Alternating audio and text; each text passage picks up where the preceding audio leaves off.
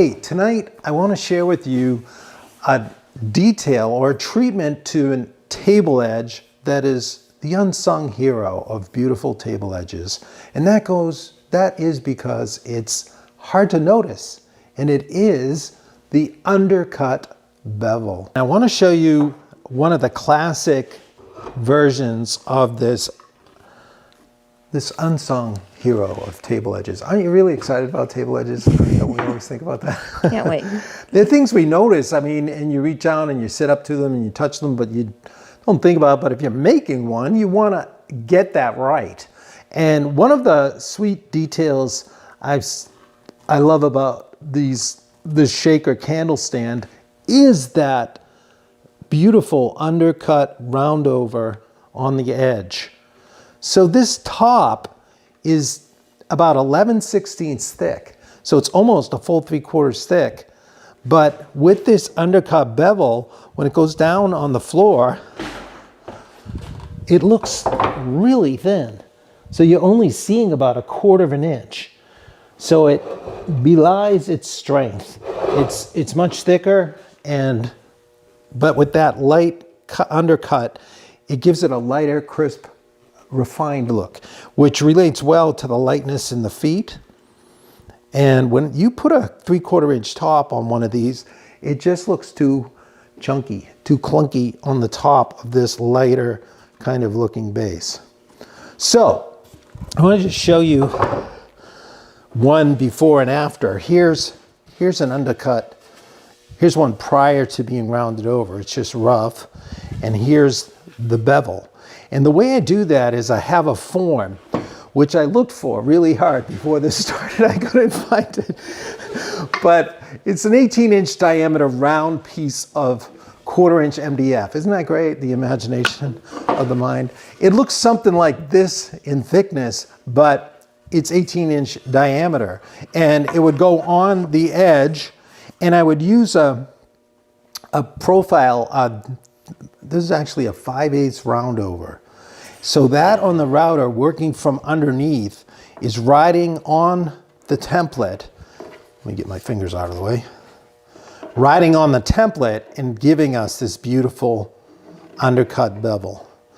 So I just have to saw the template to size just slightly over the actual diameter of the template.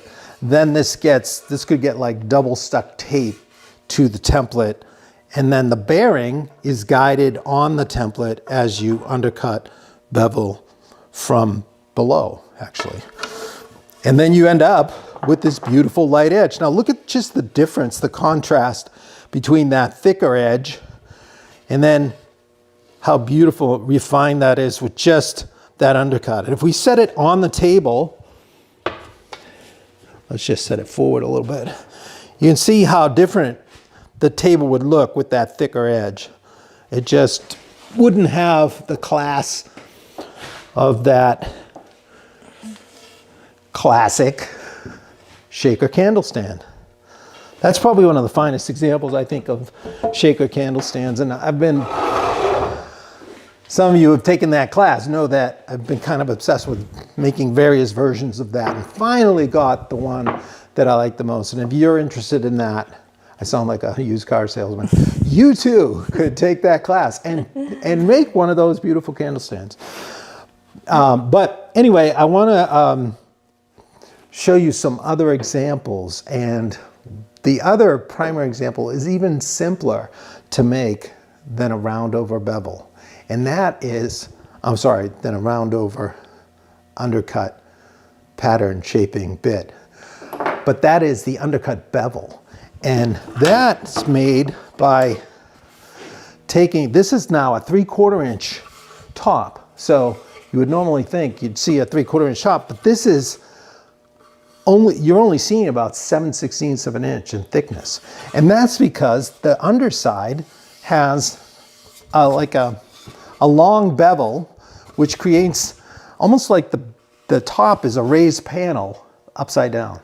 So by just undercut beveling the edge, you're maintaining the strength of a 3/4 inch top, but getting more of the light look of of a clean kind of 7/16 edge. And just to see the difference in a table, look at these. These are, here comes another used car salesman ad. These are this is an example of our actual most beginner class, the shaker candle stand. No, sorry, the shaker end table without a drawer, okay? This is, if you want to start in woodworking, this is a great one to do. But in that class, we talk about making this undercut bevel. Look at this table. This is exactly the same as this table in dimension, the way it started. So these legs are 1 3/4 square. It's 27 inches high, 3-inch wide apron, and 3/4 inch top.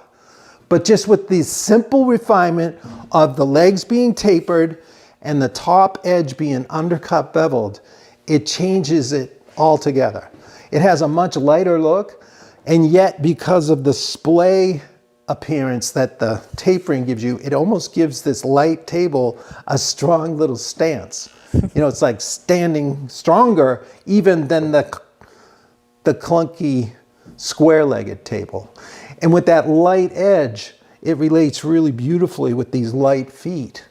So those are the kind of things that can really make a great difference, but it's super easy to do. And let me show you how it's done. I'm going to make a quick little undercut bevel on this piece of cherry. It's not a great, amazing piece, but it'll do. So here's this would be the face. And then I would want to undercut bevel so that I'm only left with, you know, a little less than half of this, or about like that. So on the underside, I'll be taking off this, and I guess it'll be up about, I don't know, it's going to be about 1 1/4 inches or so. So if you look from the end, we'll be going from this line to this line. And you can carefully lay this out and then use it actually as a sight as you tip your saw blade to hit that line. And then you just run it through the table saw. All right, so check this out. This is normally our tenoning jig. And if you want to make a tenoning jig, we have a video on that. It's, right? We'll put in the description for sure. Okay, yeah, it's a free video. It's very simple, and it's way more, I think, practical to use than those metal ones that have the screw clamps, and it's way cheaper. So you can make this with just a few small pieces of plywood and one big backer block that gets attached to this, and the piece runs through vertically and you cut the cheeks of the tenon. But it also has this other purpose and help you can use, and you can use it as a tall fence when needed. So when running, if you want to try to run a large taper like this, or bevel on the table saw, if you've got a large panel and I didn't have this, I'd be leaning up against this fence that's like about 2.5 inches tall, and it would feel a little shaky. And you'd be running by trying to hold pressure on that fence, and the blade is right there. So how are you going to do that? Well, by bringing in a secondary fence. This one attached to the tenoning jig is about 7 inches high. So I can easily put the face of my stock against that fence. And then when I have a larger table, I'll often just put some good quick clamps on there, get a good bite on it and I'll also hold it. Let's put that on there. And then we can run it by. Now I've already tilted the saw blade. It's about 11 degrees, and that's what that angle ended up being. So, and I raised it up high enough to exit the cut. So this is a good example of the way we would make this cut on that little square table. Let's make a cut here. Here we go.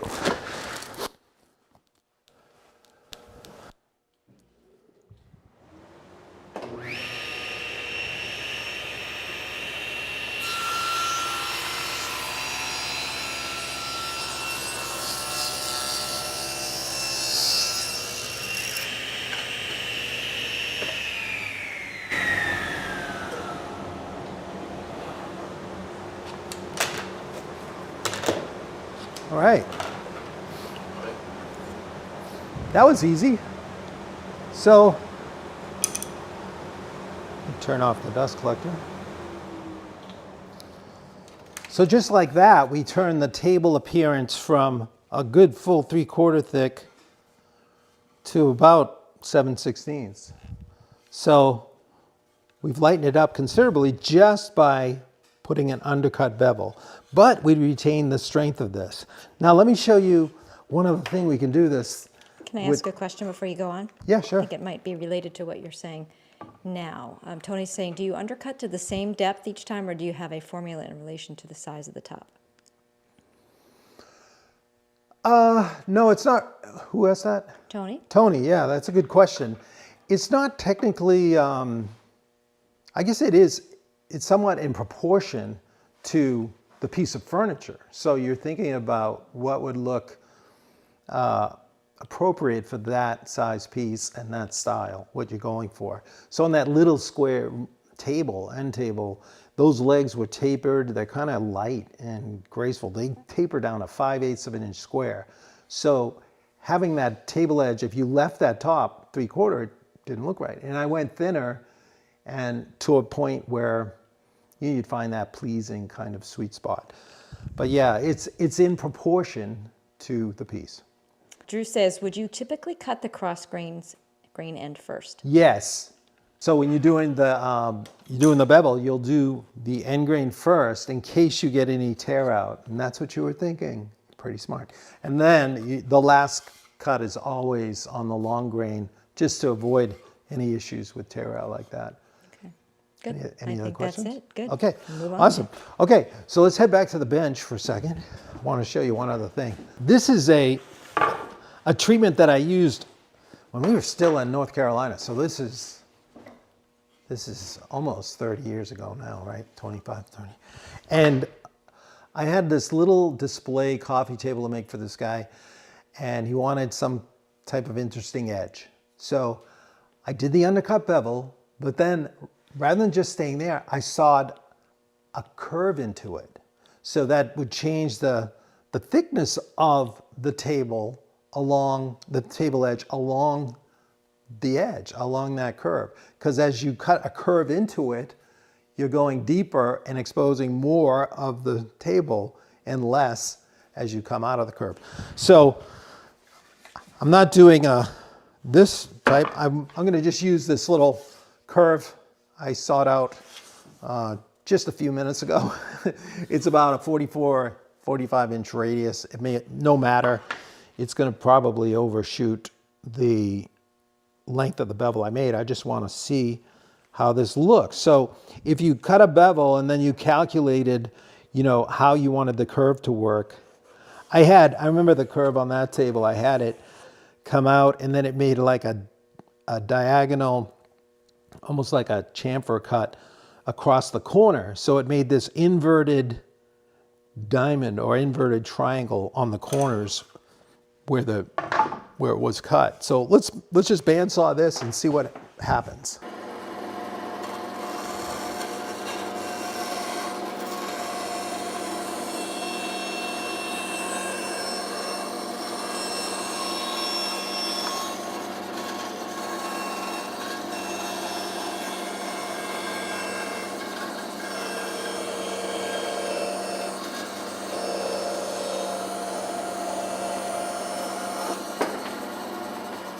So there we have kind of a cool look. I mean, this could be into the curve of a table, like if you had an undercut bevel and then you made a table that had a curve cut onto all four sides, it would appear lighter and then you'd have a heavier look in the corner. Let's see what it looks like. Yeah, you could do it even more severely, like cut it even lighter and highlight that angled edge. Yeah, that's a pretty sweet treatment in certain cases, but and it's just by having an undercut bevel. You change the whole dynamic of the curve look. So you can make in-cut curves, outer, you could start thinner, all kinds of options with that little treatment. I don't see any here. Another way to anticipate what your tabletop is going to look like rather than just guess at it. And another way to work the treatment is to make a little model like this guy. And this is actually to scale. So this table is just under 30 inches tall. And, well, not this one. This is the model. This is 1/8 inch scale. So this table is only 3 3/4.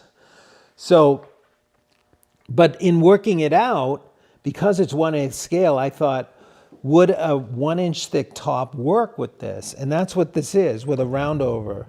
And actually, that might be a touch thinner, because this, the final piece, yeah, that's just under 1 inch. So even when I made this table, the options are not over.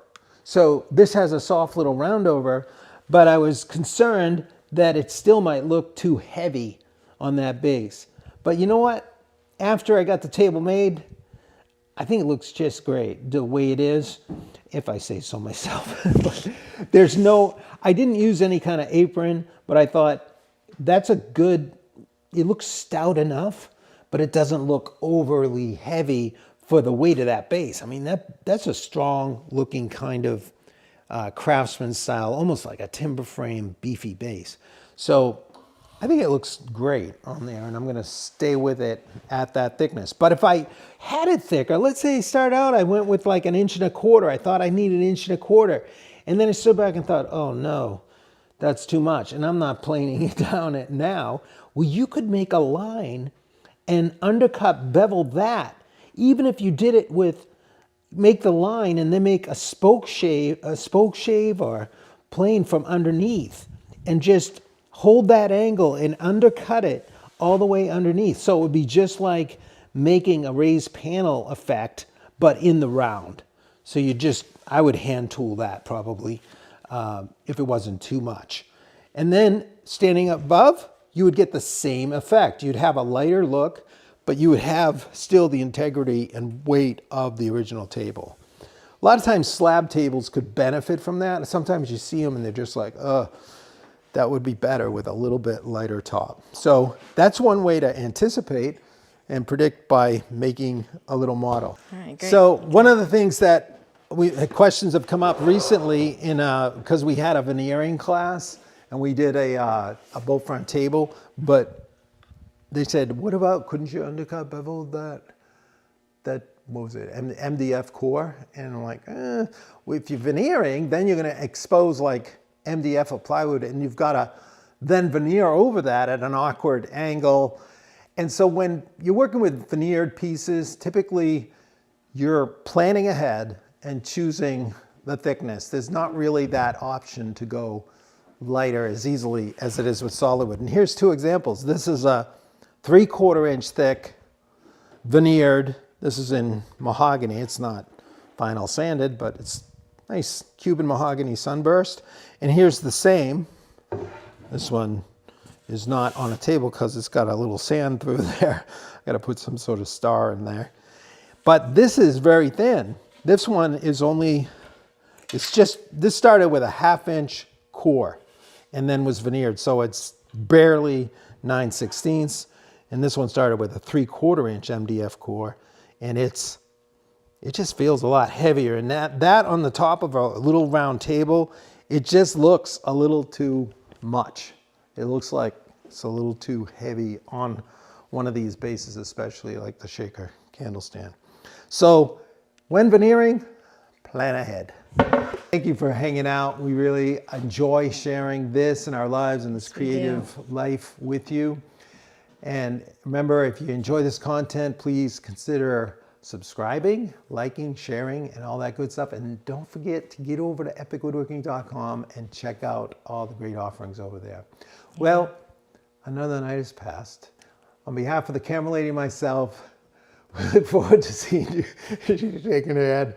We look forward to seeing you next time, right back here on Shop Night Live. Good night, everybody. Sorry, I try to spare you, friends. I don't know. I only did it halfway. I was only halfway. Good night. Thanks for joining us.